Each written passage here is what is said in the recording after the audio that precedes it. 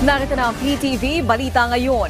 Matatanggap na ng mga kwalipikadong kawali ng gobyerno ang kanilang mid-year bonus simula ngayong May 15.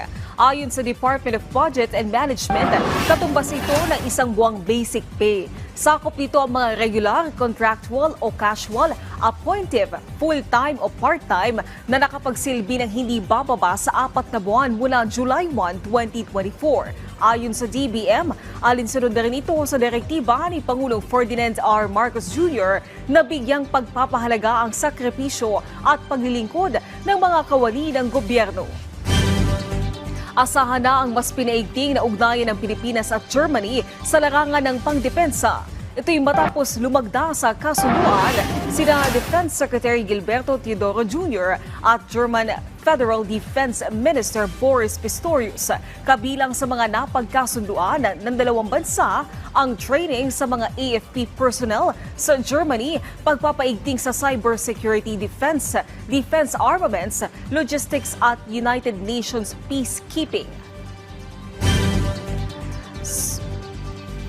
Suportado ng Department of Transportation ang panukalang dagdagan ang insurance coverage para sa public utility vehicles. Ayon kay Transportation Secretary Vince Dizon, ito'y upang masiguro ang proteksyon ng mga pasahero.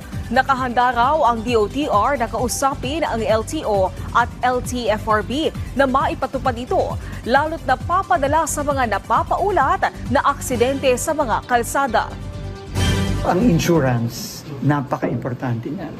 And ang panawagan ng Pangulo, itaas ng todo ang insurance. Pagkakagam ko, itapat ang insurance sa pribado dun sa PUV.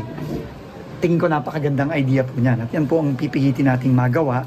At kakausapin natin ang LTO at utusan natin ang LTO at LTFRB na kailangan i-impose natin yan. No? Kasi, gago-gago na ngayon. No? Talagang kita natin sa dami ng mga aksidente and marami sa mga aksidente, PUV.